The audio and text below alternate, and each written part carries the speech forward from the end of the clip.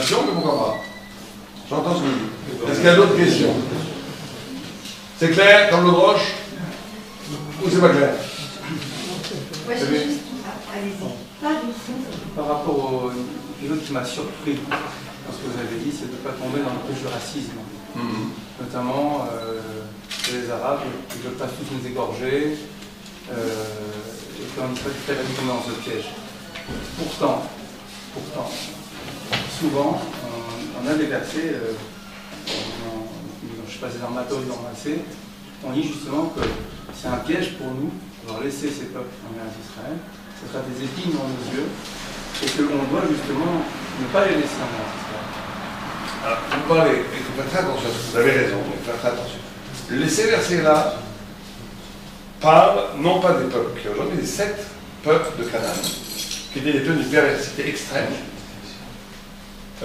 dont la mitzvah était de se débarrasser parce qu'ils étaient non seulement idolâtres, ils pratiquaient le culte du sacrifice des enfants, parce que c'était l'horreur absolue. C'était comme des nazis, en fait.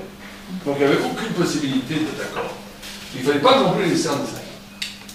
Ceci dit, il ne faut pas non plus tomber dans l'angélisme. Il y a aujourd'hui dans certaines franges de la population palestinienne et arabe des gens qui ne veulent pas mieux et qui veulent vraiment notre monde. Et ce n'est pas une petite minorité, c'est une partie importante.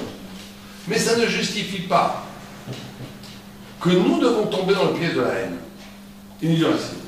On doit comprendre chaque fois que, je ne veux pas ça dire trop publiquement, mais en réalité, ces populations sont utilisées par Dieu pour nous permettre à nous de nous mettre en paix. S'il n'y avait pas cela en Israël aujourd'hui, on aurait deux très grands problèmes. On aurait, une suffisance incroyable. Les gens prendraient qu'on a plus besoin de Dieu, on a plus besoin de personne.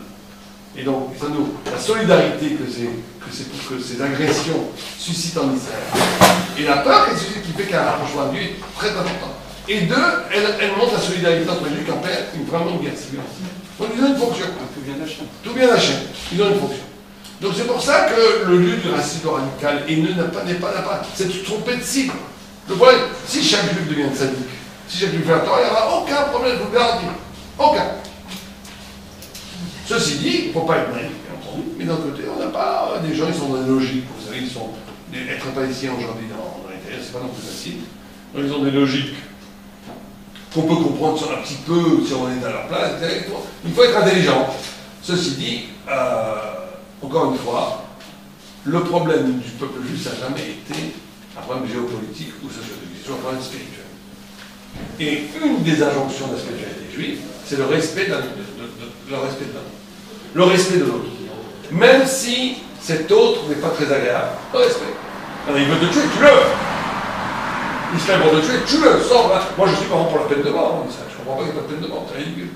On remplit des prisons terroristes qui vont après, ils sont kidnappés après des Israéliens pour négocier leur libération, c'est une aberration. Un terroriste, tu lui coupes la tête, c'est très bien comme eux, ils aiment couper la tête, on va couper la tête. Une fois, il y avait un djihadiste qui avait dit, nous aimons la mort, nous l'appelons, on va vous la donner la mort, pas de problème, si vous l'aimez. Il faut être absolument sans concession pour les terroristes, mais il faut être plein de considération pour les hommes, tels qu'ils soient. Et malheureusement, très souvent, les politiques font le contraire. Ils ont peur des terroristes et ils méprisent les avocats arabes. C'est ridicule. C'est le contraire qu'il faut faire. Il faut donner du respect à quelqu'un qui est normal et être absolument terrifiant, absolument intransigeant face aux terroristes. On va dire que c'est le bon sens stratégique. Mais au-delà de ça, il faut savoir que tout vient de Dieu. Que tout ça, ce sont des kélim dans les mains. Oui. On ne veut pas tomber dans la passivité, ça veut dire qu'on doit remercier Dieu de nous créer cette pression des pays extérieurs et des pays ennemis. On doit remercier Dieu pour tout. On fait une bracha sur le bien comme sur le mal. Ça, c'est la passivité. Oui. Je parle du côté actif maintenant, ça veut dire que pour pouvoir éviter cela, on a bien compris, il faut monter en abricote. Bien entendu. Quand le peuple d'Israël sera au niveau où il n'y aura plus besoin de ça. Et dans par définition, le problème, je ne sais pas comment on peut être sûr. Comment on peut être sûr? Parce que du temps de David Amelech, le peuple était attaqué et assailli. Même David a souffert énormément avec les Philistins. Ouais. Il n'a arrêté pas. C'était sa verrue à l'époque déjà. Mais on dit pourquoi? On dit parce qu'il faisait de la shonara, on dit tout la bara, et le texte biblique lui-même, les prophètes eux-mêmes disaient. Donc ça n'arrêtera jamais. Non, pardon. peut vivre sans faire de Shara. Le peuple peut s'arrêter d'avoir ces défauts-là, ces travers-là. Regardez par exemple le peuple quand il était gangréné avant par la Vodazara. Et bon, aujourd'hui, bon, Rachel, la Vodazara, c'est plus un problème. Bon, il y en a qui disent aujourd'hui que c'est l'argent. C'est quand même pas la Vodazara comme avant. Donc il y a une évolution spirituelle qui fait qu'on peut dépasser les passions. Moi je pense qu'il faut, en tout cas, le problème n'est pas de savoir est-ce qu'on va y arriver. C'est que chacun, à son niveau, doit faire son travail. Après, ce qui va se passer là, est-ce qu'on va tous y arriver? Peut-être bien plus, peut-être bien non, on n'en sait rien. Mais nous, chacun, on a la responsabilité de œuvrer dans le sens d'une fidélité, d'une velléité de grandeur, de correspondre à ce que Dieu attend de nous.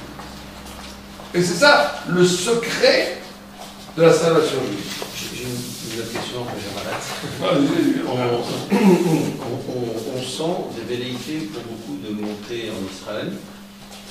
Par contre, on sent aussi des craintes concernant les conditions de vie chez beaucoup.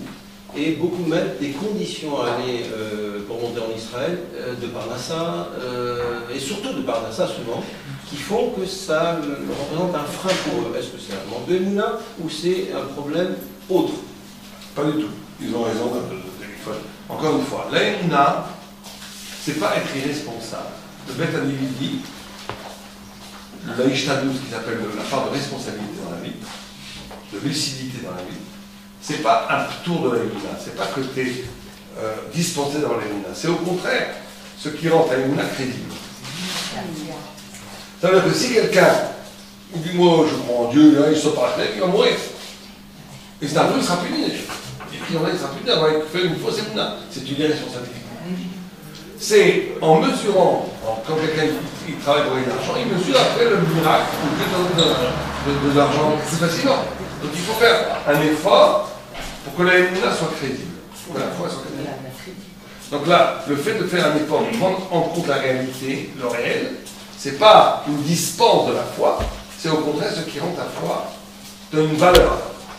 Sinon, on est dans la responsabilité totale. C'est pareil pour le mérite de notre frère. Il faut bien préparer son agia. Il ne faut pas la préparer à 3 niveaux. 1, savoir, parce que comme je vous l'ai dit en Israël, c'est des groupes. Où s'insérer, où s'intégrer. Très religieux, il y a des religieux, pas religieux, il y a orthodoxe, il y a de tout. 2, par là ça, comment vivre, l'argent, c'est évident. 3, où mettre les enfants. Parce que le système éducatif en Israël, c'est pas du tout le même qu'ici. Vous avez des voies éducatives qui amènent au bac, des voies qui amènent à l'Eshiva, des voies qui amènent aux deux, c'est pas, il faut savoir. Donc il y a des choix à faire. Il faut la Emouna. Quelqu'un qui va monter en Israël, c'est magnifique. C'est un projet magnifique. Mais le projet magnifique, comme prendre un bateau, je dis, j'ai la Emouna, d'accord, on va pas prendre un bateau sans voile, sans moteur, sans bouteille de sauvetage, on va couler. Donc il faut préparer son alia en considérant, en ayant un regard lucide sur soi-même, pour savoir quel est le lieu en Israël qui correspond le mieux à la possibilité d'intégration et quelles sont les capacités de travail économique pour pouvoir vivre en Israël. Si on émet ces conditions, ça veut dire que l'ALIA aujourd'hui réussit et est liée au mérite. Oui, mais après, de toute façon, on est choisi. Il faut comprendre ça. Celui qui monte en Israël, il est choisi. Tout le reste, il est choisi par lui. Il est choisi. C'est un choix. On croit qu'on fait le choix, c'est Dieu qui nous choisit. Bon, après, ça c'est le côté divin. Mais nous, on doit agir de façon qui prend en compte non seulement la Emouna, mais alors il faut une partie des Emouna. On ne peut pas tout non plus programmer. On ne peut pas jusqu'au dernier détail, si c'est pas parti, j'y vais pas. Ça aussi c'est ridicule. Mais il faut une partie de Emouna. Pour quelqu'un qui a la Parnassa ici, ce serait pour vous inconscient de partir et de ne pas savoir quoi faire là-bas. Quelqu'un qui a abandonné toute sa Parnassa ici, sans aucune Parnassa en Israël, ça peut faire. Il faut qu'il élabore une Parnassa ici qui lui permette de vivre après là-bas. S'il va en Israël, il faut qu'il le fasse. Mais il faut qu'il le fasse de façon intelligente. On a vu trop de drames de gens qui ont. C'est cas par cas. C'est cas par cas. L'avenir, c'est cas par cas. Là, oui, il faut l'enrouler, c'est très bien. elles disent monter tous en Israël. Elles ont raison. Il faut créer un mouvement. De toute façon, il y a aussi de l'autre côté. Il faut pas non, on va se faire des visions aussi en France. Il y a un réel danger pour les Juifs. Il y a un réel danger ici. L'attentat, tout le monde, comme a dit quelqu'un. Ça soit très grave pour partir. Oui, mais d'après moi, on va y arriver. La question aujourd'hui n'est plus est-ce qu'il va y avoir un attentat, c'est quand. On sait très bien quand. On espère tout faire, mais on sait très bien.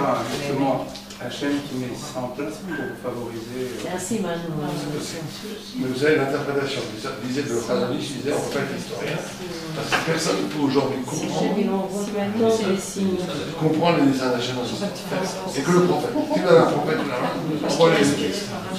C'est que le prophète qui peut nous dire le sang de l'Israël. Il y a des grands rabbiniques qui ont dit le contraire. Il a dit l'endroit les plus dangereux, ça peut être Israël, parce qu'en Israël, il n'y a rien.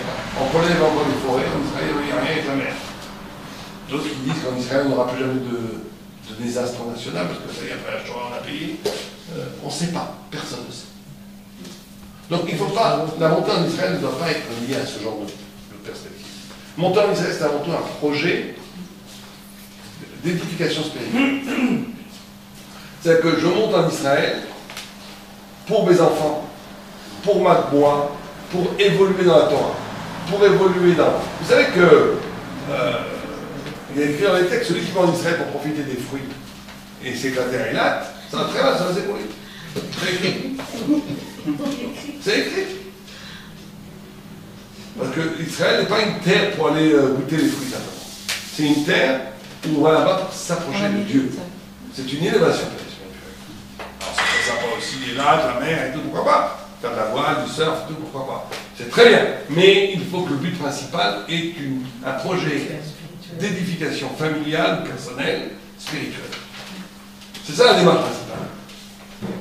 C'est pas sécuritaire, ça ne veut rien dire, parce qu'ici c'est très dangereux, Israël aussi c'est dangereux. Donc tout est dangereux, aujourd'hui c'est dangereux partout. Donc de toute façon, c'est pas le problème. Le problème c'est, est-ce que ça fait sens pour moi dans l'évolution de ma pensée en tant que juif? Est-ce que je vais devenir un meilleur juif demain à Tel Aviv, à Jérusalem, qu'à Paris? C'est la grande question. Si c'est oui, il faut y aller. Donc Israël, ça peut être un aspirateur vers le haut ou vers le bas. Bien sûr. D'accord, on peut le voir comme ça. Bien sûr. Et ceux qui vont dans l'autre sens, Israël ici. Vous savez combien il y a d'Israéliens à Los Angeles? On m'a parlé, j'arrive pas à croire aux chiffres. On dit qu'il y avait 500 000 Israéliens en Californie. J'arrive pas à y croire. C'est une population de 7 millions, ça paraît énorme. Dans tous les cas, Israéliens qui retournent en Allemagne. non, de juifs. Moi, je te parle d'Israéliens. Tu parles des mots. Quitter quand la nationalité d'Israël, ils ont quitté Israël pour aller en Los Angeles. On parlait de mots là-bas. Il dit que 27% ou 28% de la population israélienne désire quitter Israël. Je ne sais pas si c'est vrai, ces chiffres ont Mais c'est des chiffres qui ont été donnés. Donc c'est quand même le cap de la population. Il y a une tension, c'est très dur. C'est magnifique et c'est très dur. C'est la terre des contradictions. C'est magnifique et c'est très dur. Il n'y a pas d'aide sociale comme ici en Israël. Ceux qui n'ont pas d'argent en Israël, c'est très très dur. Les disparités entre les riches et les pauvres sont beaucoup plus grandes en Israël qu'ici. Vous avez des gros problèmes socio-économiques en Israël. Donc c'est pas du... Mais en même temps, c'est un pays de la joie de vivre. Il y a une électricité dans l'air, il y a une joie d'existentielle que je retrouve. Moi j'arrive à l'aéroport ici, je tombe en dépression pendant une heure. Quand je vois la tête des gens, la tête des gendarmes et tout. J'arrive à Tel Aviv, je suis euphorique. Il y a une joie de vivre en Israël. Mais économiquement, c'est plus dur. Mais il y a une joie de vivre infiniment plus forte. Donc, de toute façon, ce qu'on a dit encore, si on m'a bien compris, c'est une terre de contradictions. C'est une terre où il y a en même temps le plus grand Nachash et la plus grande Torah. C'est une terre où il y a en même temps la plus grande joie et la plus grande difficulté. C'est pas une terre normale, c'est pas la Normandie. La Normandie, depuis 500 ans, il n'y a rien qui s'est passé, à part le débarquement. Et on voit les mêmes vaches et les mêmes chevaux depuis tout le temps. C'est pour ça qu'on aime aller là-bas, parce que ça nous repose. Il n'y a rien à faire. On est là, on voit le même gazon qui n'a pas bougé depuis 1000 ans. Tu te dis, bon, je me repose. En Israël, il n'y a pas de jour, il se passe quelque chose qui peut changer la face du monde. C'est éprouvant pour les nerfs.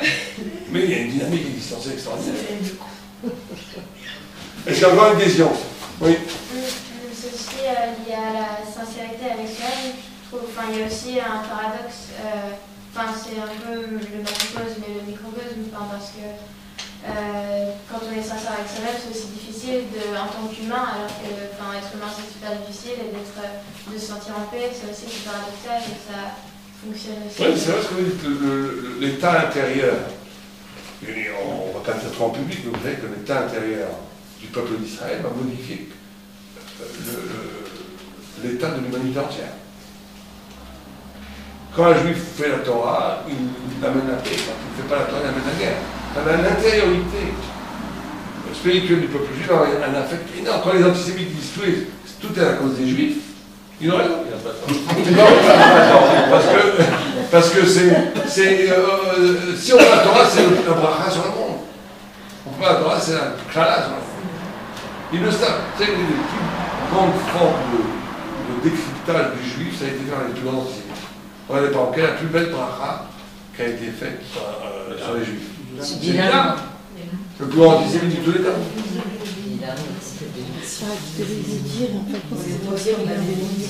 Alors, est-ce qu'il y a d'autres questions? C'est clair? Alors, juste, je vous montre 30 secondes. On a été là avant tout pour la cour de Torah, mais on va passer peut-être quelques